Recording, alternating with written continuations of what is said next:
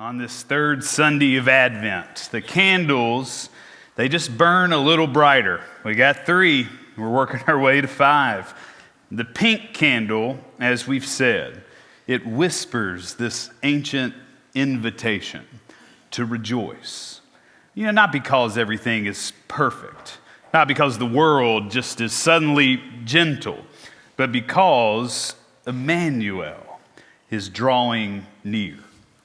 Isaiah 35 is a song rising out of a desert.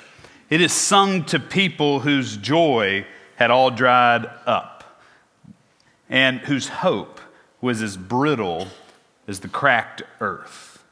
This song is for exiles who wondered whether God still even remembers their names. And into that landscape of despair, Isaiah sings in verse 1, "The wilderness and the dry land shall be glad.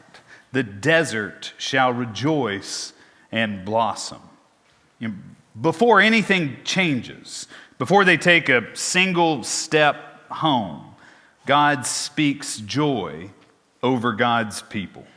Not shallow happiness. This is a soul-rooted joy, born from the truth of Emmanuel, that God is with them. Isaiah's vision is not fantasy. It's a promise. When Emmanuel comes close, deserts will bloom. When God draws near, fear will loosen its grip.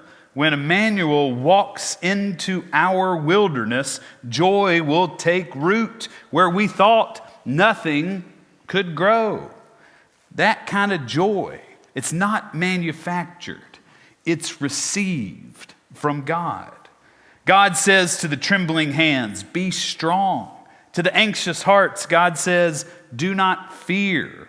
Here is your God." So years ago, a botanist visited the Atacama Desert in Chile, one of the driest places on earth. Some years, there's not a single drop of rain that falls. So here's a picture of what it looks like most of the time. All year, not a single drop of rain. But every so often, clouds gather and the rain arrives and something miraculous happens. The desert explodes with color. Thousands of flowers, seeds that have lain dormant for years, burst into bloom all at once. So the botanist said it felt like the earth was singing, life where none seemed possible, color where everything had looked dead, joy rising from the dust, the earth receiving, not manufacturing, joy. Now, Isaiah envisioned just this kind of transformation, not just in nature, but this is the kind of transformation intended for the human soul. God's presence falls like rain on the inner deserts that we hide, awakening life that seems long dormant. Dreams can begin to stir. Courage can begin to grow. Joy, it blooms quietly, even defiantly, because Emmanuel is drawing near. Isaiah describes that a great road will lead through the wilderness. This is verse 8. "A highway shall be there, and it shall be called the Holy Way. The unclean shall not travel on it, but it shall be for God's people. No traveler, not even fools, shall go astray." This road is safe, straight, joy-soaked. It's a pathway that leads home. There are no predators, no obstacles, no fear. It's not just geography. This is the gospel. And we know what picture Isaiah is painting here.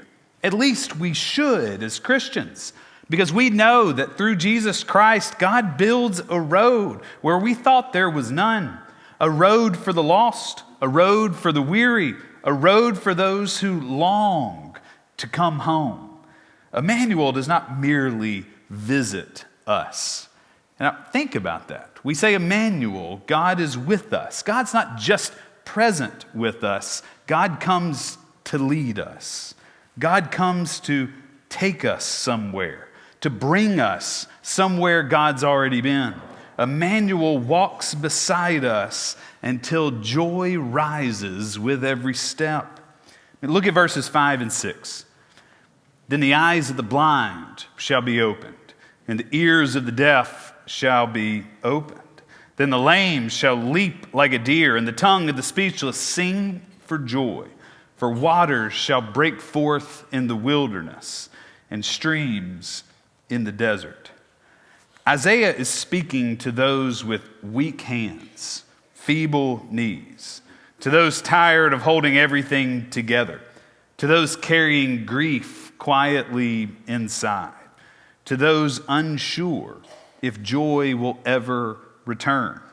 And Isaiah is saying, hear the good news of Advent. Joy is not reserved for the strong.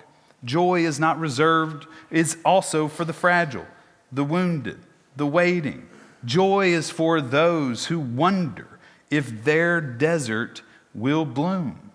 Emmanuel comes precisely for them, or better said, for us. I don't think we can stress this point enough. When God comes to us, God comes seeing the broken, the lame, the frustrated, the tired, the weary, the suffering, the sick. God comes to us all, and we are all given a straight road home. And that's how Isaiah ends his prophecy. He ends with this breathtaking promise in verse 10. And the ransom of the Lord shall return and come to Zion with singing. Everlasting joy shall be upon their heads. They shall obtain joy and gladness, and sorrow and sighing shall flee away. This song, this prophecy ends with a homecoming. Everyone returns to Zion singing. Everlasting joy shall be upon their heads, and sorrow and sighing shall flee away. You really should sit with verse 10. I hope you read it slowly, multiple times, because it is telling us every sorrow you have, every long night you have endured, gone in the presence of God's love are those moments. We shall obtain joy with gladness. Hear this again. It's remarkable. And the ransom of the Lord shall return and come to Zion with singing. Everlasting joy shall be upon their heads. They shall obtain joy with gladness, and sorrow and sighing shall flee away. This is God's promise, this Advent. Isaiah is declaring the deserts you are in will bloom. The weak will be strengthened. The fearful will be encouraged. The homeless shall find home. And in all of this, they will find deep joy, a steady joy, joy that rises in the wilderness. Why? Because Emmanuel, God with us, has come, is coming, and will come again. So I hope you can find a way to rejoice, not because life is easy, but because God is near, in the thick of it. And where God is, joy is never that far behind. So I've been spending a lot of time thinking deeply on how, then, can we find this joy, especially for those who are in a desert season.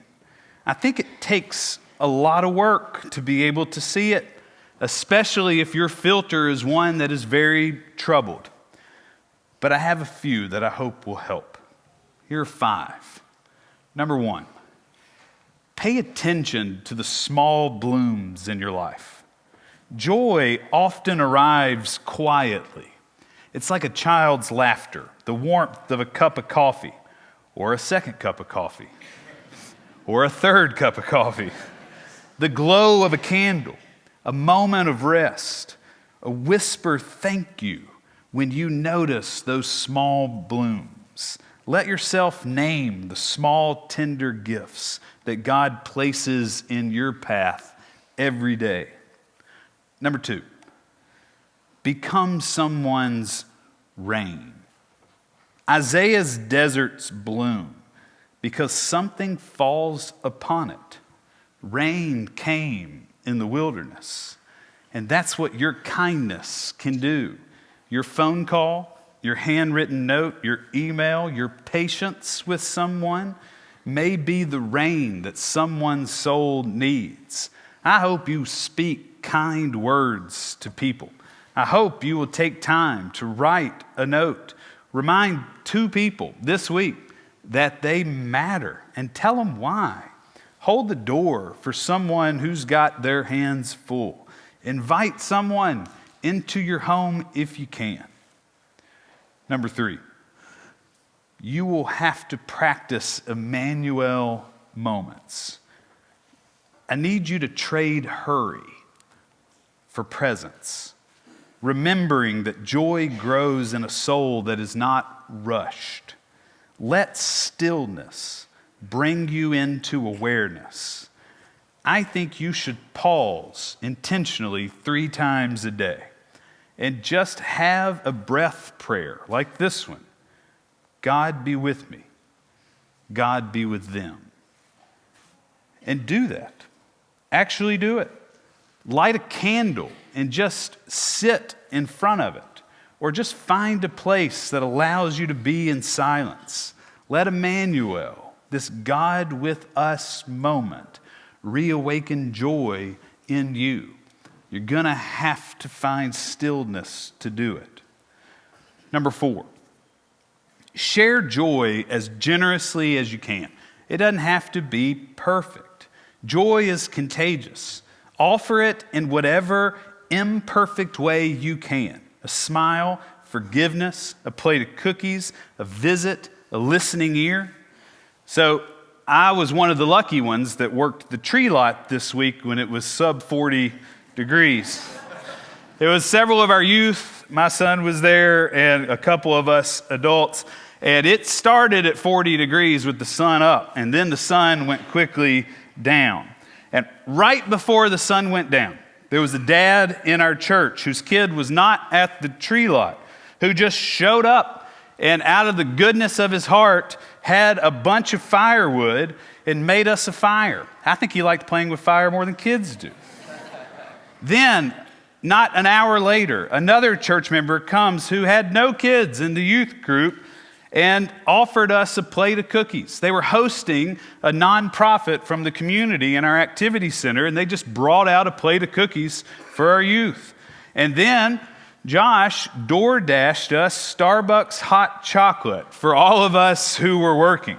3 different times in 3 hours, someone shared joy, not perfectly, but generously with us. Not a one of them had to do that, but they did. They did it for others. Number 5, let yourself receive joy. This one's hard. I want to tell you something as your pastor. You are worth it. I don't often believe that either, but you are worth receiving joy. Some of us give easily, but we struggle to accept and to receive. We don't accept help. We rarely accept someone else's grace. Let Emmanuel come close to you and bless you too. You're worth it. And so in this holy season, when the angels proclaim good news of great joy, we need to remember that joy is not just an emotion. It's a practice, a posture, a way of seeing, and a path that we need to choose to walk.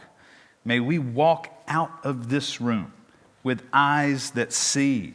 It is here. It is among us. Joy can be found and shared.